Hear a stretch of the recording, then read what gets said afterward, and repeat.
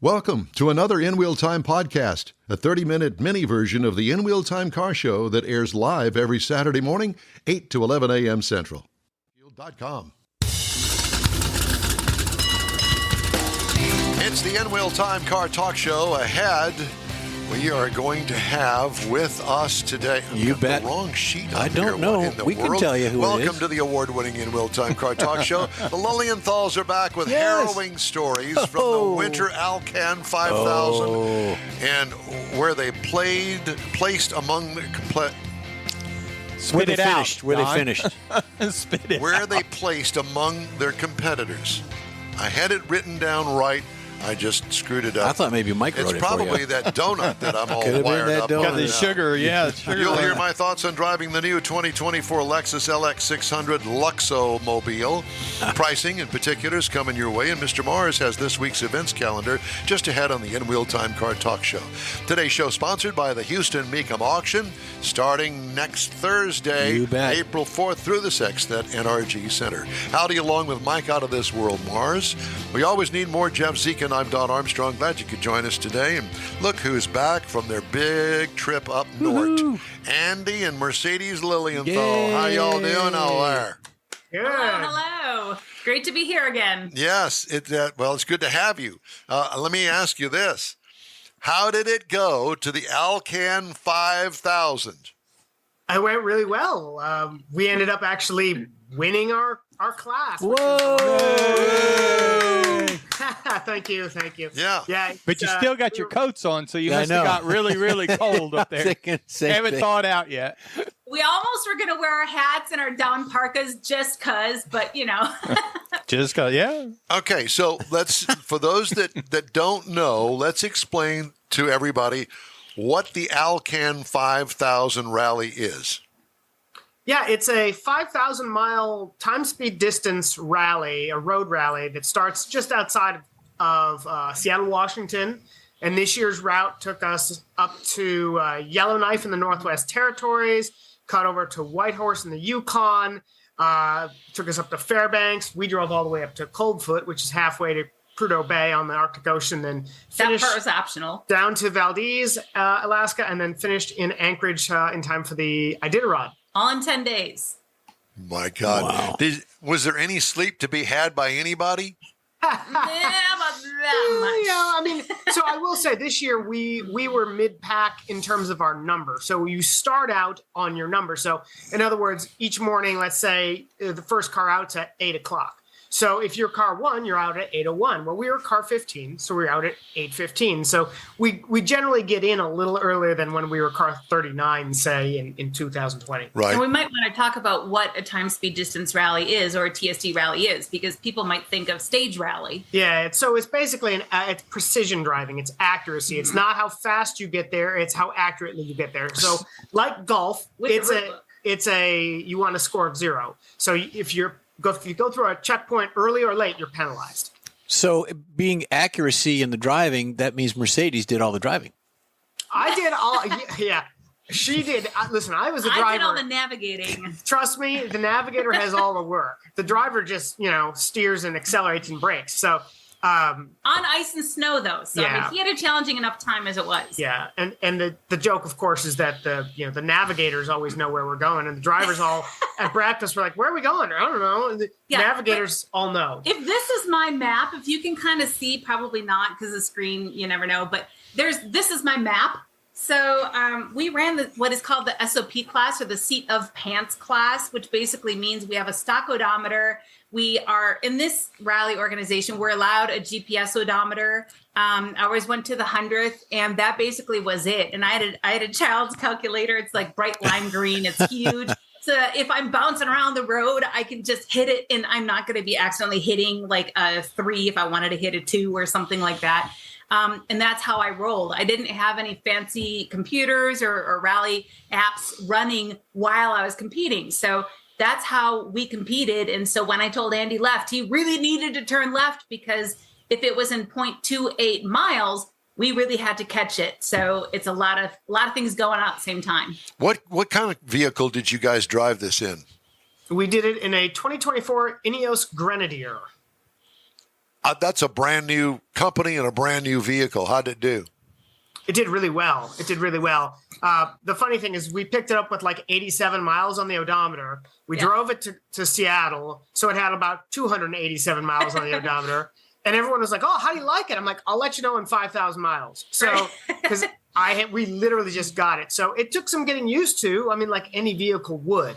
But boy, it really proved its worth on some of the really, really bad roads up there. It's full-time four-wheel drive, so it was great in the snow. We switched over to a Michelin X-Ice snow tire, which did super well. I even took third place in the ice racing competition with it. So, it did really well. And as far as the trim level, it was the Trial Master trim. So for the Ineos Grenadier, there's 3 different levels or 3 different trim packages. So there's the base level, the Field Master, and then the Trial Master. And the Trial Master is the most ruggedized, most off-road capable version of all of them.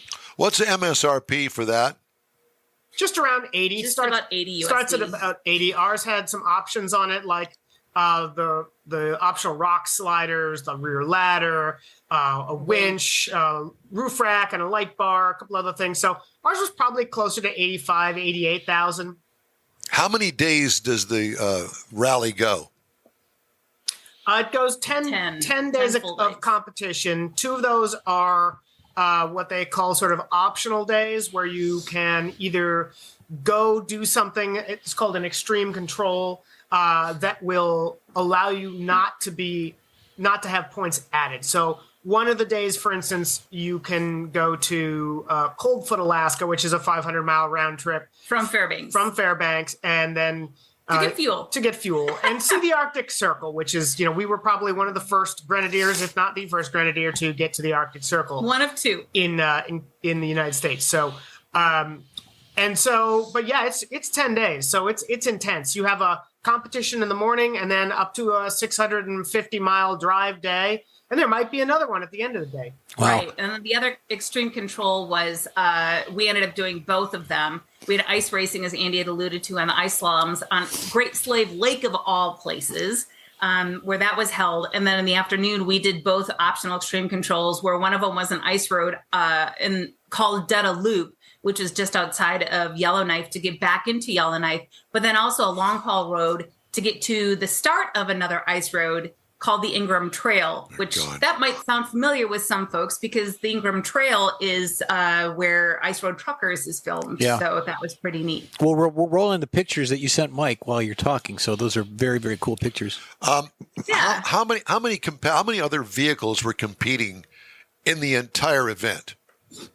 So there were 36 total teams that started the event, and of all 36 teams, every single competitor and team finished this year, which is a huge feat in of itself, especially with it being a winter competition. That includes the front-wheel drive Mini Cooper that was completely stock. Like that guy was a champ. Here's us in these big four-wheel drives with all this power and stuff, and this guy showed up in a Mini Cooper Clubman, and he finished. Oh, God.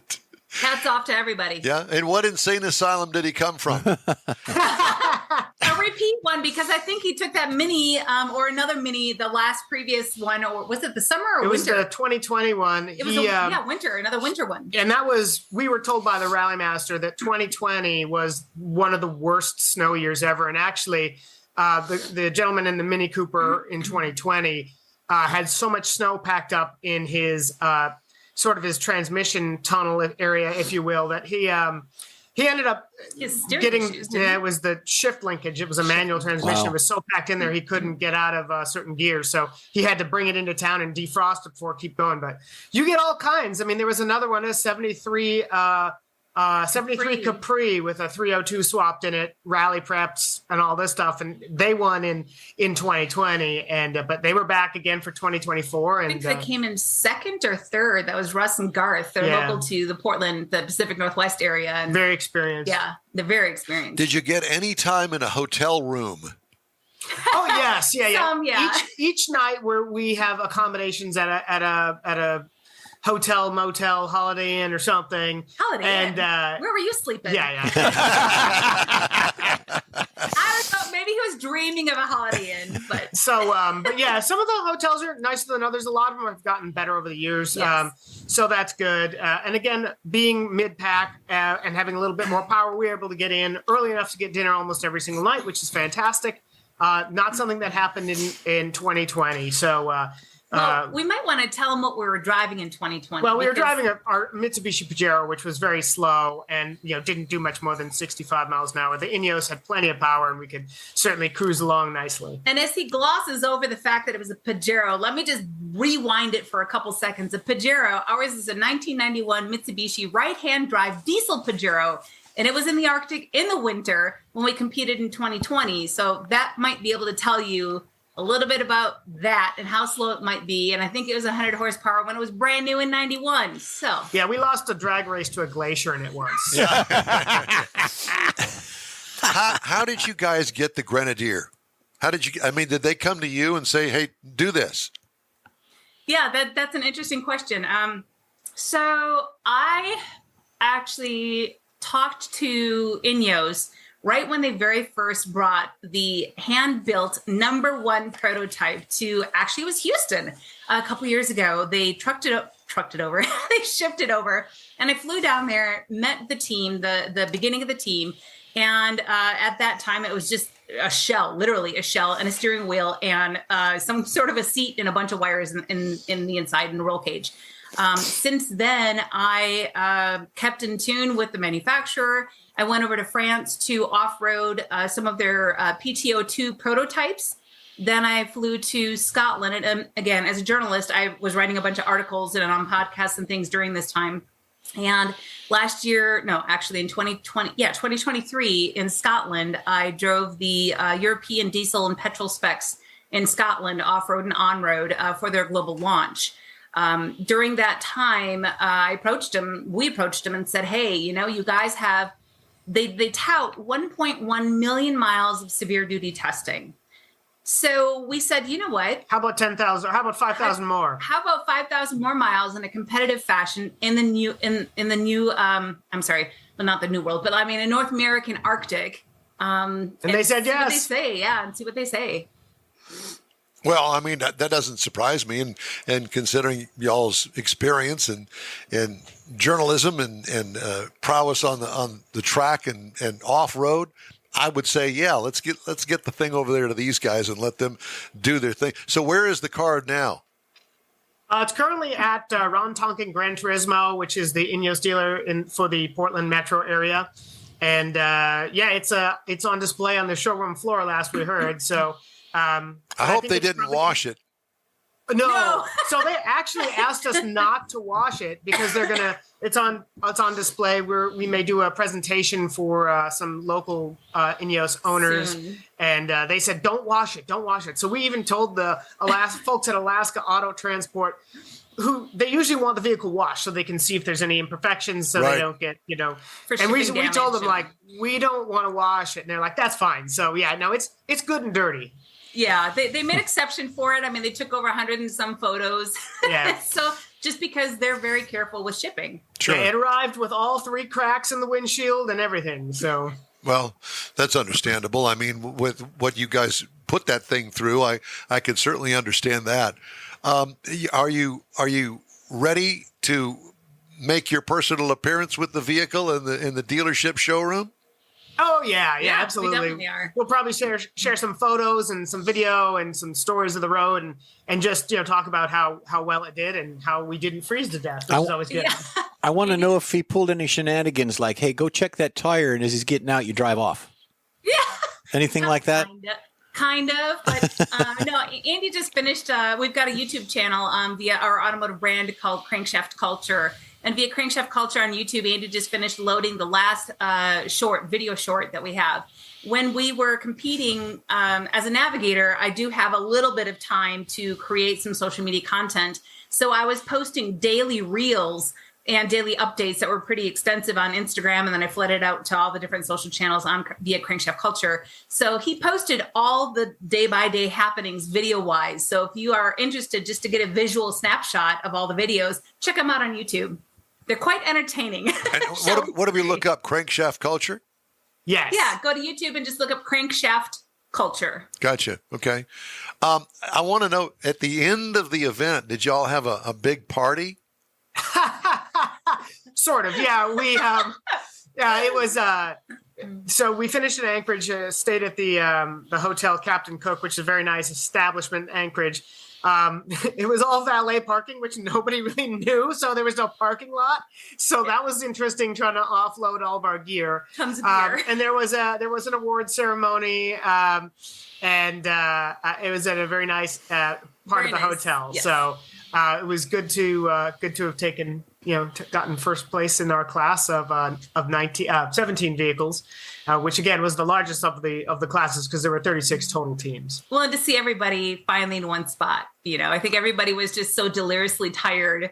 But it was just fun. It was just fun to hang out and then just kind of go, oh my God, we're finally done. Yeah, the camaraderie is so first class at this event.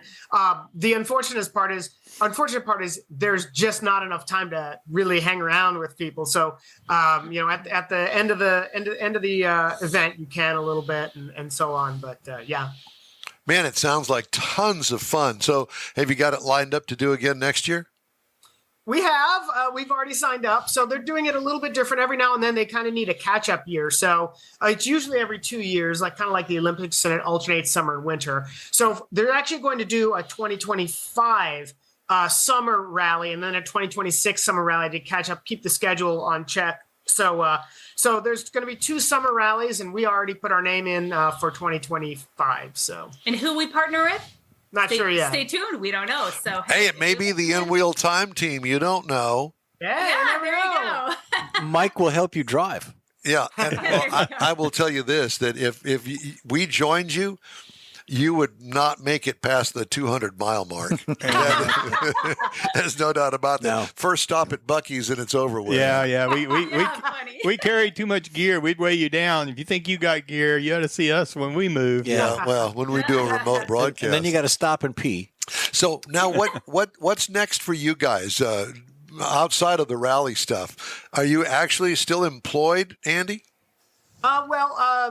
Mercedes and I have our own business, and we do writing and marketing and PR, that kind of stuff, for a whole host of clients in the off-road and outdoor industries. So it keeps us busy. Definitely employed that way. Lots of busy things to do, including this weekend. But what's next for us? We're actually, believe it or not, we're flying to Texas here next week.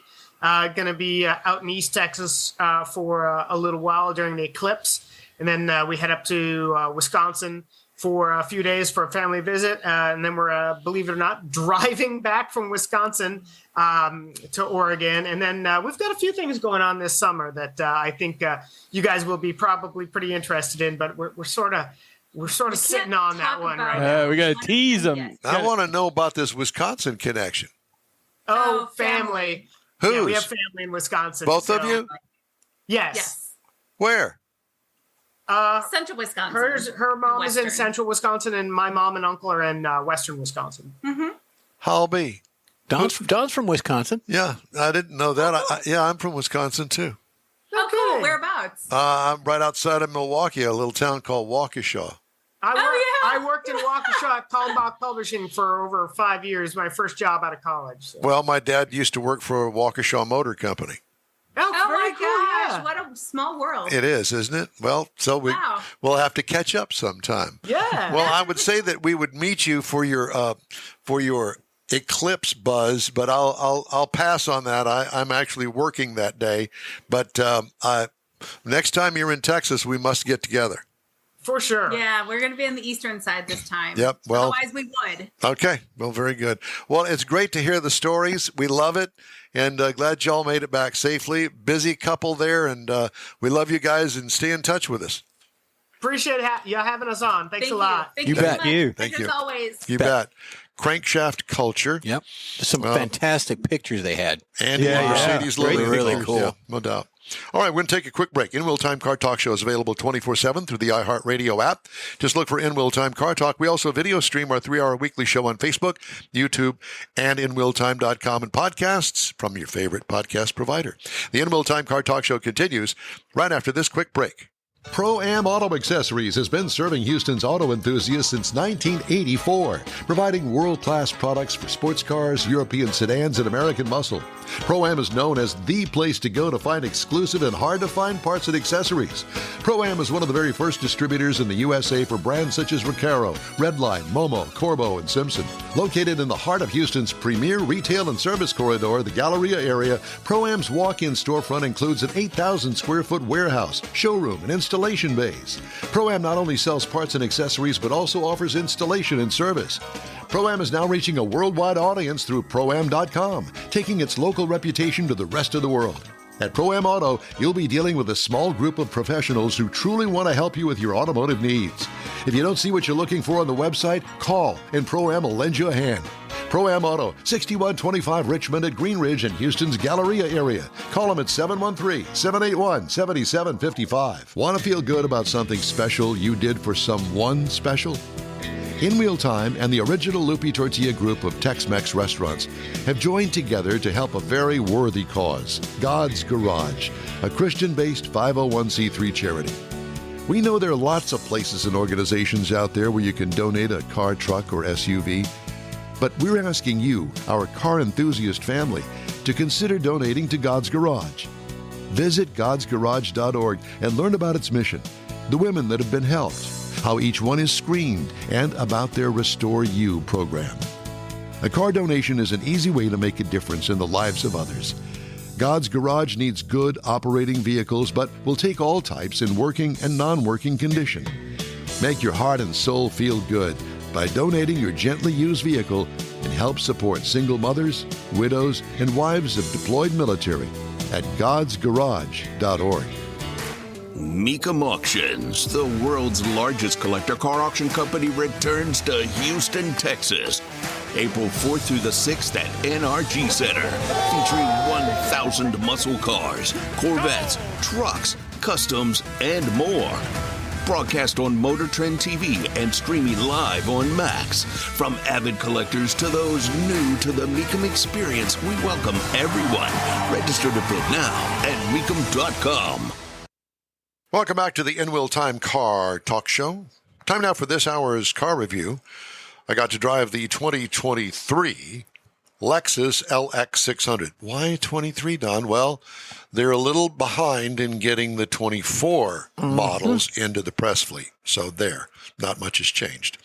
So it comes in these trim levels. The LX, which is the base, the Premium, the F Sport Handling, and Luxury. I had the F Sport Handling. What size? Class? Standard SUV, body on frame. Think of a Tundra pickup truck underneath this thing. So obviously it's quite stout. It's very off-roadable in the luxury kind of style. Yeah. Seats including the driver, 3 rows, up to 7 seats. Exterior changes from last model year was all new in 2022. Exterior features include a big, boxy, upright, stoic, luxury body-on-frame SUV. Oversized Lexus grille with modern squinty headlights high up on the front fascia. Fixed side steps between the large wheel openings. Rear hatch lighting reminds of Lincoln SUVs. Sorry, Lexus. What I like, the overall conservative, highbrow design. What could use improvement? The busy lower rear valance panel. I had to find something, so I was a little bit taken aback by that. Interior highlights, big, roomy, well laid out interior. Large landscape-style infotainment screen above a well-defined center stack. Changeable instrument cluster. In other words, you can change the layout of that in the instrument cluster. Cargo and trunk room, well, big, with the third row seating down. What I liked about it, the high comfort level. What could use improvement? Some confusing nomenclatures that they use on some of the control buttons. This has a 3.4-liter twin-turbocharged V6 engine that turns out 409 horsepower, 479 pound-feet of torque through a 10-speed automatic transmission. Tow rating up to 8,000 pounds, so you can get your Chris Craft behind it and take it to the beach. Yep. Manufacturer's miles per gallon, 17 in the city, 17 city, 22 highway for combined of 19. I got 18 miles per gallon over 512 miles. What I liked about it, the power and the towing capacity. What could use improvement? Well, fuel economy. But, when you're buying at this level, does it really matter? The 10 speed does clunk at times, depending on where you are and how you're using the actual accelerator pedal and the brake. I'm a 2-footer, and I'll tell you that it does cause confusion among some of the vehicles that I drive. It weighs in at 4 tons. It's heavy feeling, and cornering feels a little top heavy as well. Ride and handling, but I like the adaptive air ride suspension. What could use improvement? Well, at speed, the rear end gets hiked up like a cat in heat. Yep. The cruise gap distance resets to maximum after each start. That kind of bugged me because I use the cruise control. Yeah. Okay, pricing. Base trim price, $102,025. Prices tested, $108,460. The base model price of this vehicle, $90,815. You want to ride, don't you? Yeah, I was in it. We went for riding. Did we go for a ride? Yeah, we did. It was Where'd I great. take you? Where did we go? What was our event? It was something good. Yeah. Oh, we went to Galveston. It was We so did. good, y'all forgot. Yeah, we went to the. No, yeah, I remember you convention wrote it center. down there because we were putting stuff in it. Yeah, exactly. No, it was a great vehicle. Overall, I really did like it. Competitors include the Cadillac Escalade, or as I like to call it, the Escalade, $81,895. The Lincoln Navigator, it starts at $82,765. And the Jeep Wagoneer Series 3, which is the top of the line, $81,630. Wow. And that is my review of the 2023 Lexus LX 600. Like it or not, I liked it. It was a good truck. Yeah. I call it a truck because it's big. Well, it is, and it's a body on frame. And it's funny because we used to be used to that body on frame. You don't find too many of those left anymore. No, there's not. It's everything is a crossover, which is basically unibody construction, generally speaking, from a car. And using the frame of the Tundra, that is stout to begin with. Correct. All right. If you'd like to get in touch with us, shoot us an email. The address here is info@inwheeltime.com. We're back after this quick break. The original group of Lupi Tortilla restaurants will have you telling your family and friends just what the original recipes mean when it comes to the best fajitas in Southeast Texas. Founder Stan Holt invites you to visit the original Lupi Tortilla near I-10 and Highway 6. Here's the original house that inspired the design of all the rest and the original charm that helped make Lupi Tortilla the go-to destination for Houston Tex-Mex. Speaking of original, nothing can compete with the original lime pepper marinade that everyone will agree makes Lupi Tortilla award-winning beef fajitas the best anywhere. Lupi Tortilla Katy is another location that gives you the same quality and service Houstonians have come to expect at Lupi's. It's located just off I-10 and the Grand Parkway at Kingsland Boulevard in Katy.